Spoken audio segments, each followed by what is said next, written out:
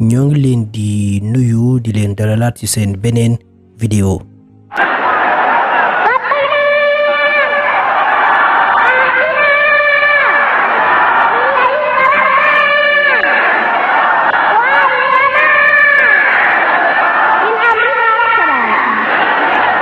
En direct ci suñu télé ak rajo nationale comme ni ngeen koy gisee nii ci image yi mbooloo mu takku teew ci stade Iba Mar Diop di xaar ab gan ab tout tànk xale bu ay atam tollu ci 6 ans ci bésu 9 mai 1999 avant et après Sénégal moom xale boobu jot na jaar def tournée ci réew yu bari ci àddina bi comme RDC, Bénin, Libye, Côte d'Ivoire, Gambie ak ca États-Unis. Ci suñu vidéo bi tey dañuy fàttaliku ak indi ay leeral ci kan mooy Cheikhu Chérifu, lan la mujj nekk ak fan la ko yàlla ji tiim. Chérifuddin Khalifa ñu gën koo xam fii ci suñu réew ci turu Cheikhu Chérifu mi ngi juddu ci atu 1993 ci benn dëkk buñ naan Arusha ca biir réewu Tanzanie ci ay parents chrétiens. Histoire bi ñu jaay àddina bi yépp waral buzz bi xale bi amoon ci fin année 90 yi mooy nee nañ bi mu amee ñaari weer la feral boppam maanaam ci la bàyyi nàmp bi mu amee ñeenti weer la tàmbalee di wax mais li mu doon wax kenn xamu ko naka noonu ay waajuram tiit defe ne ay jinne wala rab ñoo ko jàpp ñu yóbbu ko ci seen église ba ngir ñu defal ko ay ñaan mais dara xale bi wéy di répéter même kàddu yi ci noonu la mbir yi commencé di law ca dëkk ba kenn ci seen dëkkandoo ya di ab jullit moo ñëw diglu ko xamal leen ni xale bi dara jàpp ko li muy wax arab la li muy wax alxuraan la ci la leen digal ñu yóbbu ko ca jumaa ja nekk ca koñ ba imaam ba xamal leen ni phrase bi tàmbalee laaya 8 ci saaru Tahrim la xale bi di wax muy ey yéen ñi gëm tuubal leen yàlla tuub gu sell. ci noonu yàggul dara ay waajuram tuub dugg ci diine islaam daldi koy tuddee Chérifuddin Khalifa. nee nañ ba tey bi muy am benn atak lu tekk la mokkal alxuraan bi yépp ak mboole mi xam-xamu fiq bi muy am 4 at la dégg mën wax 4 làkk arabe anglais français ak italien doole ci swahili bi nga xamante ni la nàmp di seen langue nationale. karaama yooyu yépp ñu wax ni la xale bi def la xale bi wane moo waral bi muy am 5 at la tàmbali di def ay tournée ay daawa di waaraate di tuubal ay doomi aadama ñu dugg ci diine islaam.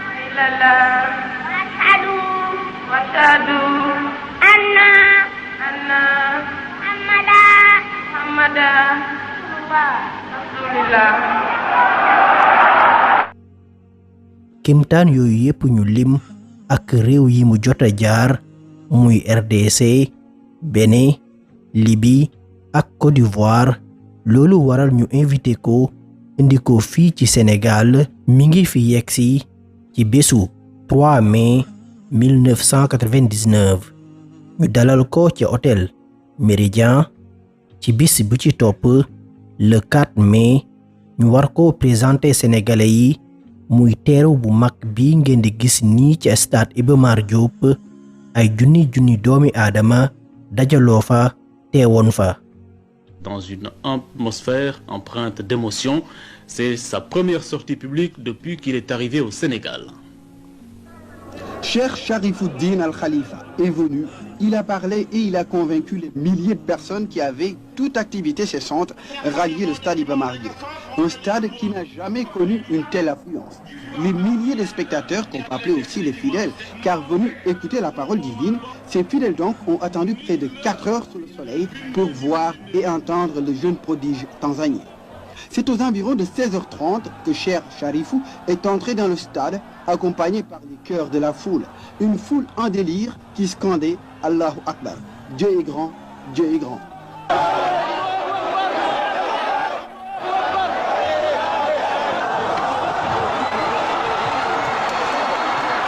Dès qu'il est monté sur le podium, où l'avaient précédé quelques oulémas priés sur le volet, Cheikh Al-Khalifa a tout d'abord salué la foule, la salutation de l'islam, Assalamu alaikum. Avant d'entamer son discours d'inspiration divine, le doute s'est éloigné. Cheikh Khalifa, par son comportement, a bien montré qu'il était avant tout un enfant, jouant avec ses mains ou avec le micro. Néanmoins, par moments, il fait preuve d'une grande autorité, demandant à ce qu'on enlève le parasol, par exemple, pour souffrir du soleil comme tout le monde, et demandant à tous ceux qui étaient debout d'adopter la position assise.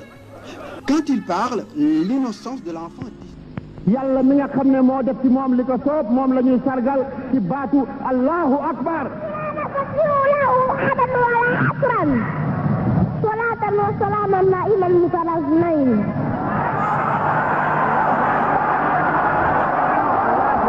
قال رسول الله صلى الله عليه وسلم أن تؤمن بالله معنى أن تعتقد أن الله موجود متصف بكل كمال ومنزه عن كل نفس وهو السميع البصير المتكلم حي لا يموت ابدا كامدا.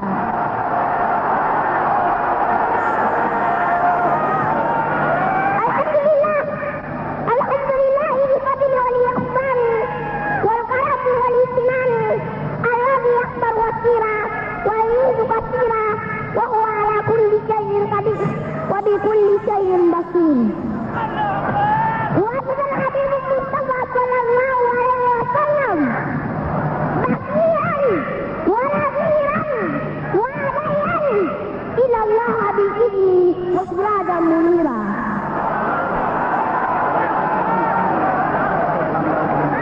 ربي اشرح لي صدري ويسر لي أمري وقد من لساني يفقهوا قولي إنه سليمان وإنه بسم الله الرحمن الرحيم. السلام عليكم ورحمة الله تعالى وبركاته.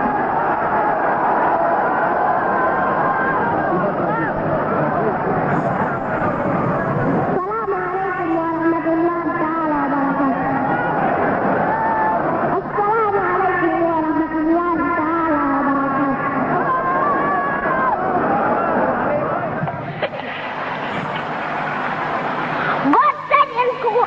قد سجل القرآن بعد أعوذ بالله من الشيطان الرجيم. بسم الله الرحمن الرحيم. يا أيها الناس اتقوا ربكم إن زلزلة الساعة شيء عظيم يوم ترونها تذهل كل مرضية عما أرضعت كل ذات حمل حملها وترى الناس سكارى وما هم بسكارى ولكن عذاب الله الشديد. اللهم انصر الإسلام وعز المسلمين. اللهم انصر المجاهدين في كل مكان. اللهم انصر المجاهدين في كل مكان. اللهم انصر المجاهدين في كل مكان. اللهم انصرنا على أنفسنا. اللهم انصرنا على أنفسنا. اللهم انصرنا على أنفسنا. اللهم أنت السلام ومنك السلام وإليك يرجعون السلام.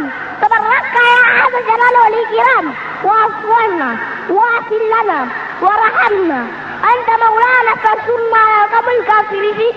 وعفونا واغفر لنا وارحمنا. أنت مولانا فانصرنا على القوم الكافرين. اللهم إنا نعوذ بك من الموت والشربة والقتل وأمتي والفراق. ربنا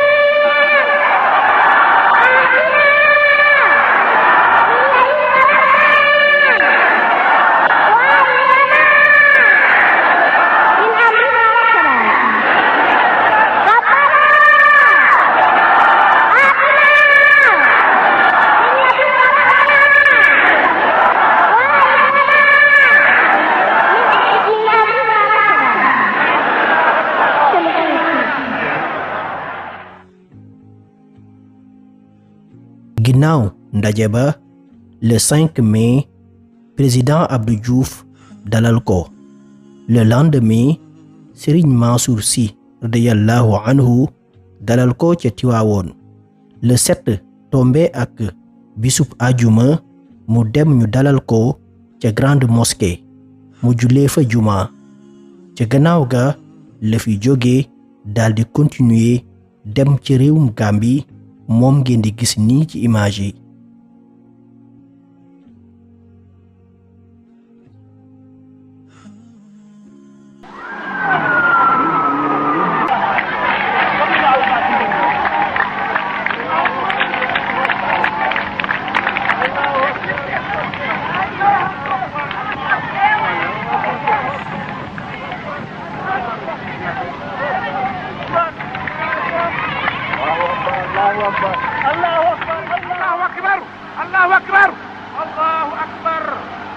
الله أكبر كبيرا والحمد لله كثيرا وسبحان الله بكرة وأصيلا لا إله إلا الله. النصر للإسلام النصر للإسلام النصر للإسلام والمسلمين. لا إله إلا الله. الله أكبر الله أكبر ولله الحمد. لا إله إلا الله. الله أكبر الله أكبر ولله الحمد. النصر للإسلام وليحيى الإسلام والمسلمين في كل مكان. اللهم ارحم هذا الجمع الغفير. اللهم ارحم هذا الجمع الغفير. لا إله إلا الله. الله أكبر كبيرا والحمد لله كثيرا وسبحان الله بكرة وأصيلا. nañ ko jëriñoo yàlla bu kenn bokkaaleeg yàlla yàlla bu kenn jógee fii tey perte mbooleem ku fi ñëw ak ku fi ñëwul ku fi bugg a ñëw ku ci def ku ci bugg a def ñëpp yàlla nañu yàlla boole yërëm. wa sallallahu ala sayyidina Muhammad. léegi nag ñu jox Cheikh Tidiane mi nga xam ne mooy coordinateur.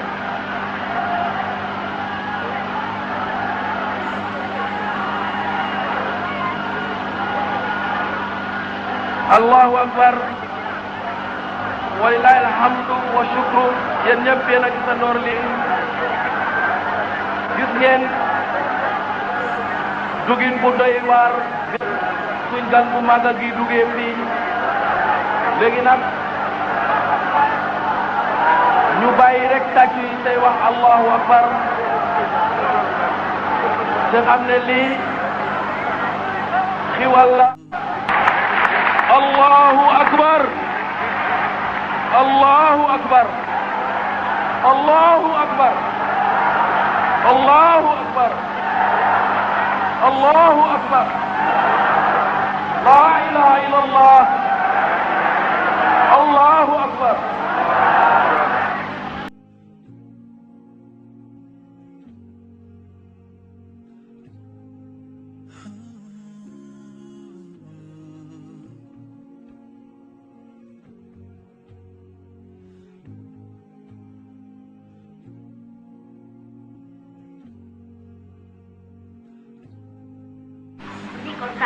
أشهد أن لا إله إلا الله وأشهد أن محمدا رسول الله.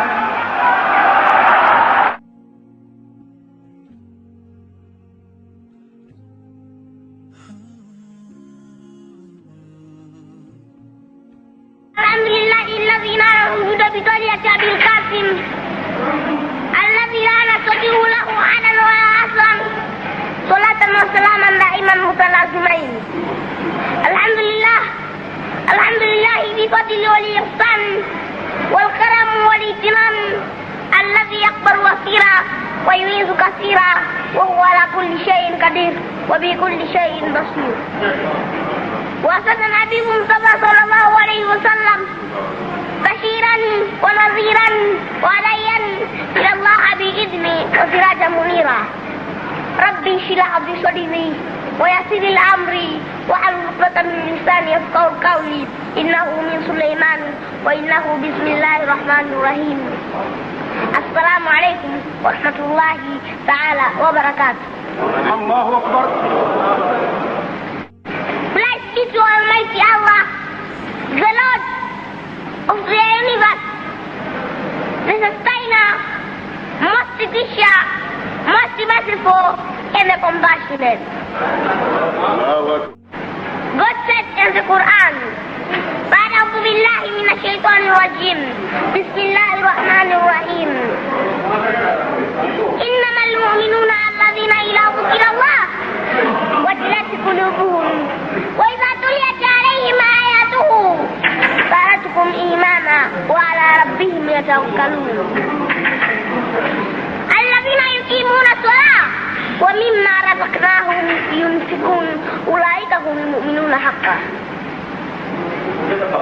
Ufuatiliaji mtubwa Mwenyezi atuepushie adhabu zake. Allahumma inna nas'aluka imana mustaqima wa dhilla da'ima wa dawaa rahma wa qala kamila wa ilman nafi'a wa qalban munawwara wa tawfiqa ihsana sabra jamila wa ajra 'azima wa lisana dhikra wa badana sabira wa rizqa sa'a sa'iya shukura wa maghfura wa maghfura wa ak ni ñu réelee woon xew-xew ba ci média yi gannaaw ndaje ba sénégalais yu bari mujj am xel ñaar ci xale bi ndaxte waxu fa wala mu def fa lu yéeme lu dul di tari ay ayat alquran ay dua ak ay poème arabe ak wax traduction bi ci anglais. su ngeen ragalee yàlla dinaa leen jàngal lu ngeen jàngul yàlla wax loolu kon loolu bu fekkee am na انتظروا شوية.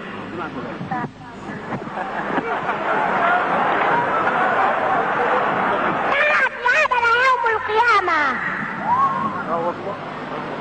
شبابك فيما أبليت وعمرك فيما أفنيت ومالك من أين أبدت وفيما أنفقت وعلمك ماذا صنعت.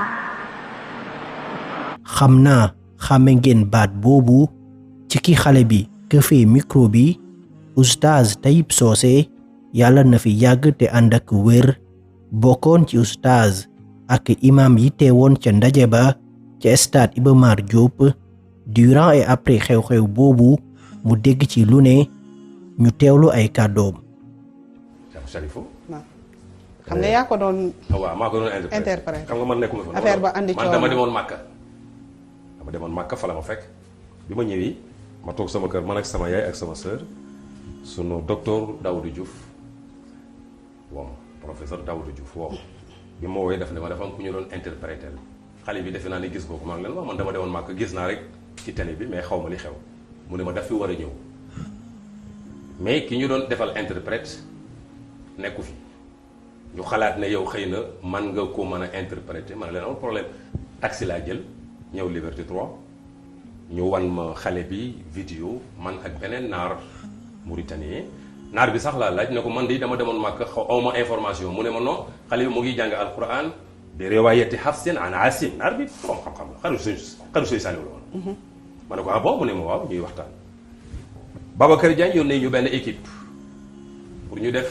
waxtaan avant xale bi la laan demee ñu ñëwaat ñu ñëwee ñu expliquer li ñu doon expliquer mooy xale bu taxaw di wax mais du miracle Adja man bi ma doonee xale maa dàqoon na tari alquran Cheikh Salif dañ daan def muzaahara xam nga muzaahara mais kon lu tax nga àndoon ci non parce que alquran rek la awma ci benn problème parce que alquran rek xale bi wax rek ma ñëw interpréter ko man sama intention loolu rek la woon mais dañ dem ba mu yàgg sama benn tante bu nekk Gibraltar dama daan jël taxi mu woo ma ñëw mu ne ma taxi yi dafa métti jëlal sama benn Mercedes ak sama chauffeur mu lay yóbbu parce que dafa métti ma jël Mercedes bi ak chauffeur bi di dem ci réunion yi gaañe ne Tayib Socé jox nañ ko xaalis compal nañ la ci compal nañ ko waaye am na xaalis léegi oto lay tourné coow li la bëri journée yi bind ko ma ne xoolal Sénégal gis nga débat boobu bi ñu ko defee RTS bi ñu xëyee benn journal bindatul ci Cheikhou Chérif parce que boobu journée yi dañ ciy liggéey xam nga Sénégal yi xamul journée yi dañ ciy liggéey ku titre Cheikhou Chérif jeexal ku titre Cheikhou Chérif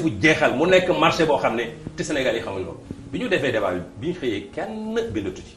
mais bu ñu xoolaatee tuuti ci rétroviseur bi amoo quand même ay regret li ñu la associé ci coowal Cheikhou Chérif bi jamais de la vie non aw ma ci benn regret parce que ña ma ci associé ay kilifa la ñu sell lañu professeur Assane Seck mais xale bu ñu présenté ne dafa mokkal alxuraan dafa lii man bi ñu ma laajee alors que alxuraan gi muy tari sax daf ciy def ay fautes ci biir man bi ñu ma laajee li ñu wax man dama ne leen yéemuma pourtant njaga si la wax naa ko ci si nee naa ko non gos bi alxuraan lay tari ma ne ko mais lii yéemuñu ñun d'ailleurs Sid Lamine loolu la wax yéemuñu Sid Lamine yal na ko yàlla xare àjjana woo nañ ko invité nañ ko Abdou Latif Sambo invité na ko RTS génnee Cheikhou Chérif Sid ngi toog bi mu génnee xale bi dal di ñu arrêté mu ne Sidi loo wax ci xale bi mu ne ko am na lu yàlla def ci moom dama doon bañ ñu fàtte sama doomu réew bu ñu génnee kase bi léegi ñu wàcc ko am na lu yàlla def ci moom dama doon bañ ñu fàtte sama doomu réew loolu di Sidi waxaat na ko. d'accord mais xale bi moom alxuraan rek lay wax. alxuraan bi mi du alxuraan rek alxuraan même benn aaya sëñ bi dafa ponkal ku ma ci woo même bu dee benn aaya tey soo si dina ñëw. dina ñëw d'accord. Et pourtant laata muy ñëw durant et après ndéem si yàlla El Hadji Sidi Lamine Niass yàlla nañu ko yàlla fayal te yokk ay leeram def na ay sorties yu bari xamal sénégalais yi ni li ñuy wax ci Cheikhou Chérifu dara du ci dëgg lépp ay dóor la waral sax mu yabal ab journaliste Walfadjri ngir mu dem ca Tanzanie ak Zanzibar ngir mu def ci ay gëstu. ma wax leen lu ngeen fàtte jamonoy Cheikhou Chérifu gis nga Cheikhou Chérifu bu mu ñëwee fii Sénégal ñu bari dana xale bi dafa jàng xale bi dafa def nii xale bi dafa def nangam gis nga jour bi Sidi Lamine waxee ni c'est un diable parmi nous dama tiit bi ñu waxtaanee mu ne ma non kii xale bi njuuma la on était des jeunes reporters mu ne xale bi njuuma la jàngul. boo demee Touba boo demee Tivaouane boo demee Ndiassane boo demee ci Niassène yi feneen foo dem ci këru diine yi am na ay xale yu ko gën a tuuti dax ko jàng fuuf mu jaraloon ko mu yónni Yoroja mu dem ba Zanzibar xam ni ndekete affaire bi ay naxi kese la laataa Yoroja di yeggal séjour Zanzibar sax ndijaayu Cheikhou Chérifu jàpp nañu ko ca États-Unis xam nga te tout récemment bi ñee ci àdduna bi am na ci ab sénégalais boo xamante ni moo raw ci tari alxuraan ci laa ne Sidi Lamine kon yay nañu ca la mu doon wax ci Cheikhou Chérif. ñu doon wax ci xale bi yépp ak ay karaamaam ndekete lu ci bari du dëgg gannaaw visite bi mu amaloon ci réewu États-Unis ci lañ ko démasqué bi mu demee Philadelphie ñu dalal ko ci ab salle bu mag. gannaaw bi mu defee spectacle am ba noppi la ñenn ñi fa teewoon commencé di ko poser ay questions ci wàllu alxuraan ak fiqh mais indiwu ci ay tontu bi mu yeggee tamit ca Islamic Cultural Center bi nekk New York imam ba ca kanam la teg Chérifoudine Khalifa di ko laaj ay questions ci wàllu diine ak fiqh pour wan ak rassurer nit ñi fa teewoon que ni li ñu doon wax ci xale bi du dëgg xale simple la comme xale yépp gannaaw bés boobu ñi ko fa indi woon wala ñu ne ki ko fa indi woon dafa mujj daw ñibbi daw bàyyi ko fa moom Cheikhou Chérifu xam naa dingeen laaj naka la mën a naxee réew yi mu jotoon a jaar yépp en fait ci réew Afrique yi mu mës a dem yépp ba ci Sénégal gi nga xamante ni am na fi 4 fan ñaan ak moom mësuñu may wala nangu kenn poser ko question day ñëw jàng ak tari li muy tari wax primi ci anglais pare ñu bàyyi quelques personnes ñu ziyaare ko mu ñaanal leen ñu dajale xaalis bu bari pare dem jàll ci beneen réew teg ci jamono yooyu réseaux sociaux comme ni ñu ko xamee tey amul woon même internet bi ñuy utiliser luxe la woon ci réewu Afrique yi donc jàllale information réew ak réew wala sax dëkk ak dëkk yombeewul woon noonu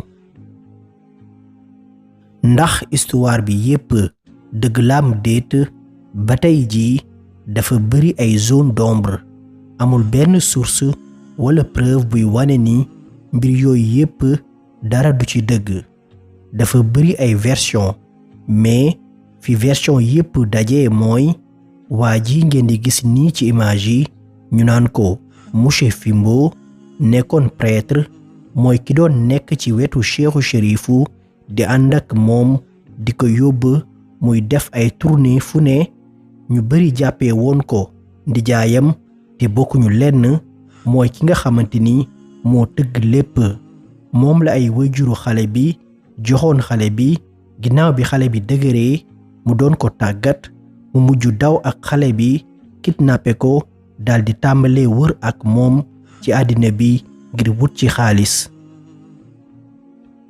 xam naa question bi ngeen di poser mooy naka la nit mën a amee fit wu ni toll ak lan moo ko war a inspiré ba mu mën a def jëf ju ni mel en réalité y a un vrai Chérifu bu wuteek Chérifu bi ñëwoon Sénégal te jàpp nañu ni moo inspiré monsieur Fimbo ba waral mu sos copier-coller histoire bu ni xaw a mel ngir arnaquer ci ay réewi lëmm le vrai Chérifu mooy ki ngeen di gis nii ci image yi histoire vrai la bu authentique bu am ay référence ak source yu leer naññ mi ngi tudd Chérifu Saïd John mi ngi juddu ci atu 1989 ca Arusha ca réewu Tanzanie bi muy gëna ci àdduna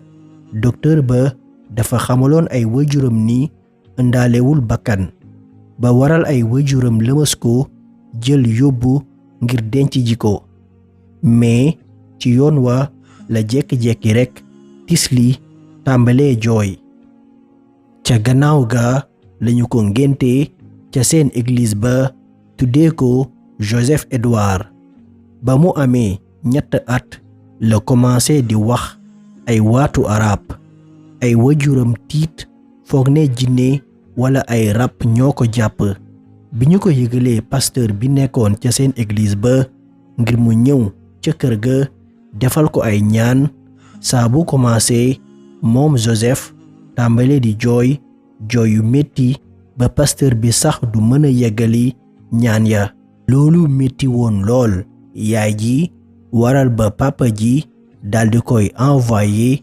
dénkaane ko ci benn cousinam boo xamante ni jullit la dëkkoon ca Dar es Salaam ñu naan ko Mariam moom Mariam moo ko yóbbu ci jumaa ja nekkoon ca koñ ba wan ko imam ba nettali ko lépp imam ba yéemu lool ci xale ba pare digal leen ñu wattu bu baax kaaraange xale bi nëbbu ko encadré ko ci noonu lañu ko joxe ca jumaa ja ngir mu jàng xelam neexoon lool ba jéggi dayoo waral bi muy am 5 ans la mokkal alxuraan ay hadis ak téere xam-xam yu bari en 1995 mu def première conférence di wax ci diine di waaraate mu nekkoon kimtaan ci ñoom ndaxte réewu Tanzanie majorité population ba ay chrétien lañu en 1999 ci la ay waajuram tuub doon ay jullit Chérifu Saïd John di def ay tournée ci réewu Tanzanie affaire ya di law ba mu commencé def ay tournée ci réew yi leen gën a jege yu ci mel ni Malawi Mozambique Kenya ak Uganda mu tuubal ay nit ñu bari ay kilifa ak ay personnalité yu bari recevoir ko comme président Malawi ba woon moom ngeen gis nii ci image yi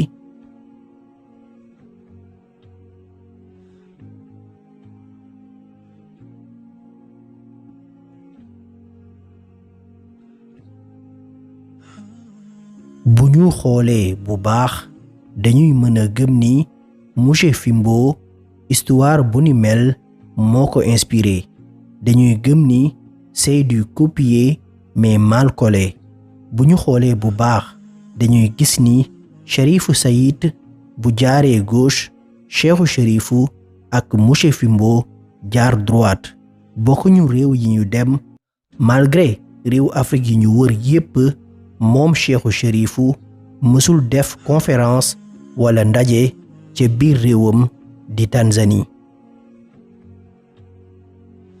anamu léegi moom Cherifou Saïd ñu gën koo xam ci le vrai Cherifou ci atum 2003 lañu ko may bourse mu wéyal jàngam ca école buñ naan Daarul Ulum ca Pretoria ca réewu Afrique du Sud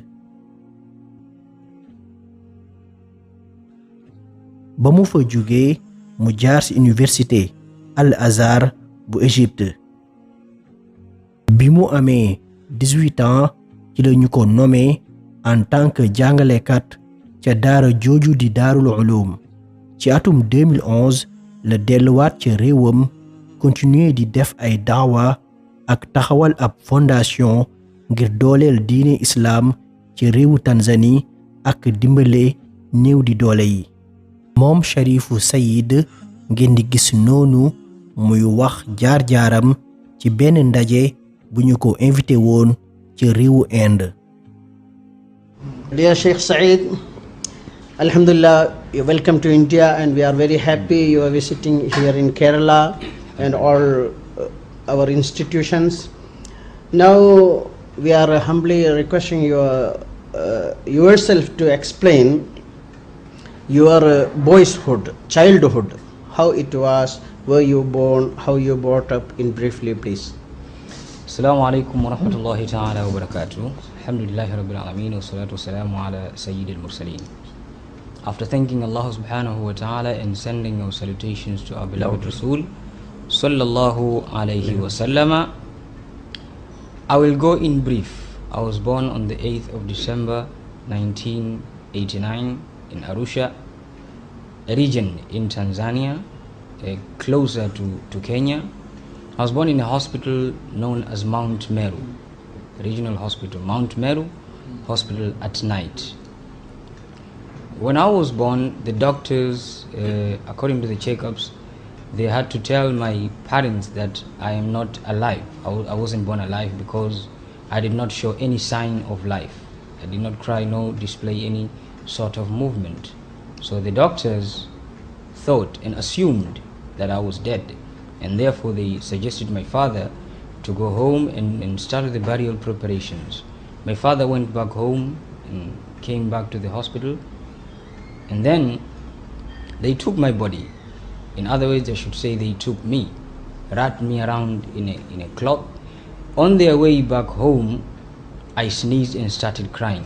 And then after a few days, I was baptized in the Pentecost Assemblies of God Church, Pentecost Assemblies of God, and I was named Joseph.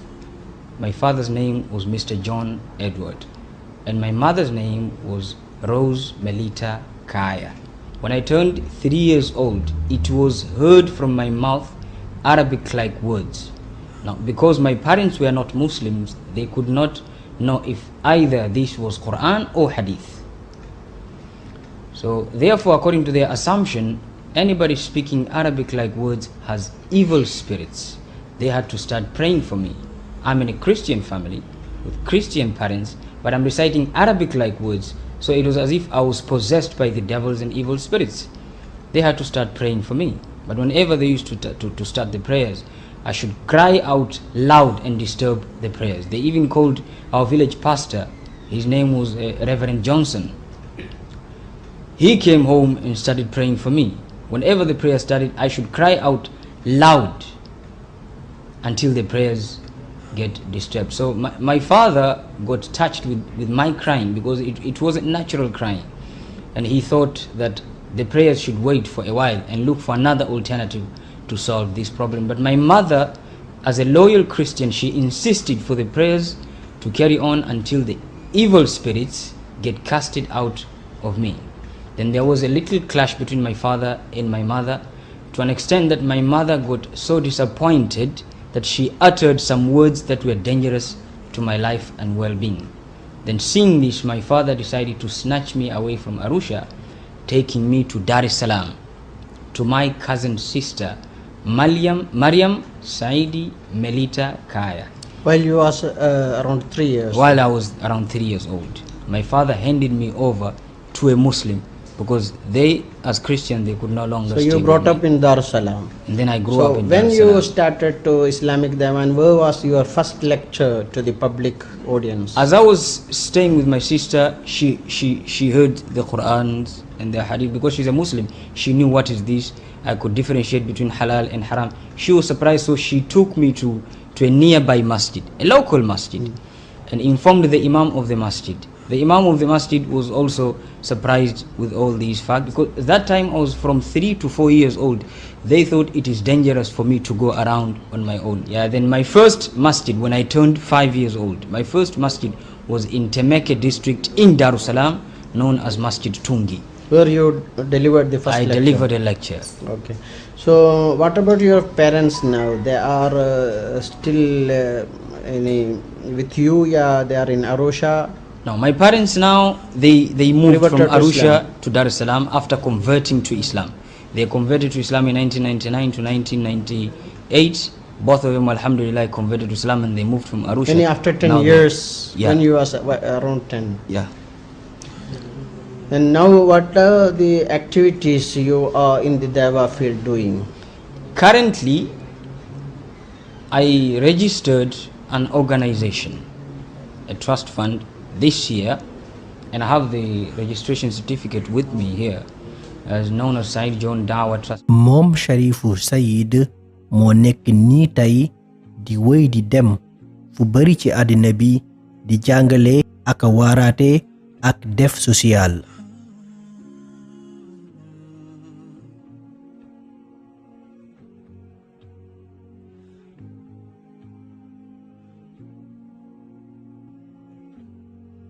Ana Sharifuddin Khalifa te ñu gën koo xam ci suñu réew Cheikhu Sharifu.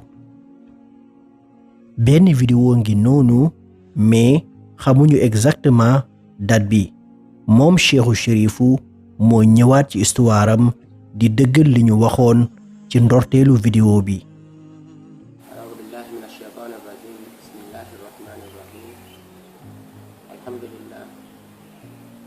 Thanking God, most gracious, most merciful, and the compassionate, and peace be upon His last prophet, Rasulullah Muhammad sallallahu alayhi wa sallam.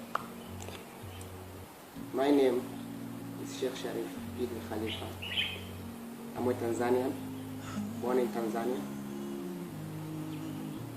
Well, I have a long story, but in short is, I was born in 1993. 14th May. I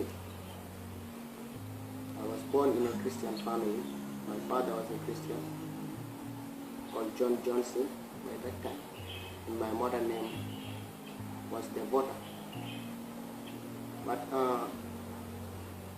by the grace of Allah, when I was 2 months, I stopped breastfeeding, and when I was 4, I recited 4 months. I recited the Holy Quran, a piece of the Holy Quran, a verse of the Holy Quran. I said, Ya ayyuhalladhina amanu tubu ila Allahi tawbatan nasuha. O you believers, repent unto your Lord a true repentance. So my parents didn't know what I said. They couldn't understand because they were Christians. They never gone through Islamic or Arabic type of recitation. So they couldn't understand what exactly I was saying, but they asked for help. And my neighbors, who were Muslims, our neighbors rather, they told them that, mashallah, your kid is speaking from the Holy Quran. And the only way to find the solution is to go to the mosque and ask the ustad what he said. When my parents took me to the mosque, and when my parents were told what I was saying, the translation of what I said, they all converted to Islam. Alhamdulillah.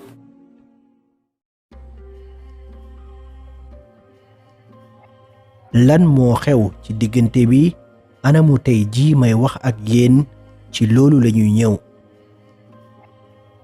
ginnaaw bi ko monsieur Fimbo yóbbee dafa daw ak moom lu tollook 3 at bi mu nekkee ci tournée yooyu ci atu 1997 ci la wajuram bu góor génn àdduna ci ginnaawam. bi ñu leen jàppee ca États-Unis la monsieur Fimbo daw bàyyi ko fa ca gannaaw ga lañu ko delloo réewam delloo ko wajuram bu jigéen.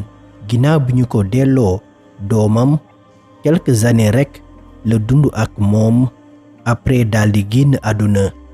moom Cheikhou Chérifou mujj wéet lool. benn xaritu yaayam moo ko adopté yoroon ko foofu ca Tanzanie mu nekkoon ay moment yu difficile. ci noonu la ko digalee en 2007 mu dem ca réewu Gambie ci benn famille nekk fa. 2007 ba léegi moom Chérifoudine Khalifa ñu gën koo xam ci Cheikhou Chérifou mi ngi dund ci réewu Gambie ci famille adoptive ci turu Idi Khalifa. moom Cheikhou Chérifou foofu ca Gambie la yeggalee njàngam secondaire ak lycée. gannaaw loolu mu jaar ci benn institut buñ naan GTMI génnee fa ak diplôme ak mention ci wàllu informatique télécommunication ak multimédia en 2019.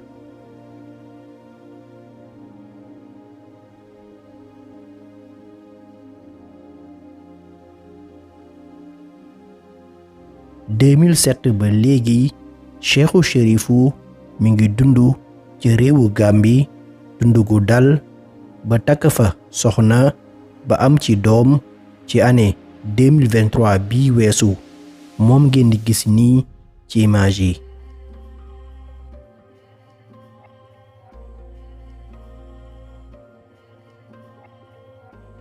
moom Mr Fimbo entre-temps dafa changé woon turam entre-temps dafa mujj génn àdduna. lii moo nekkoon tey seen vidéo ñu leen di jox dig daje ci yeneeni vidéo jaa ngeen jëf.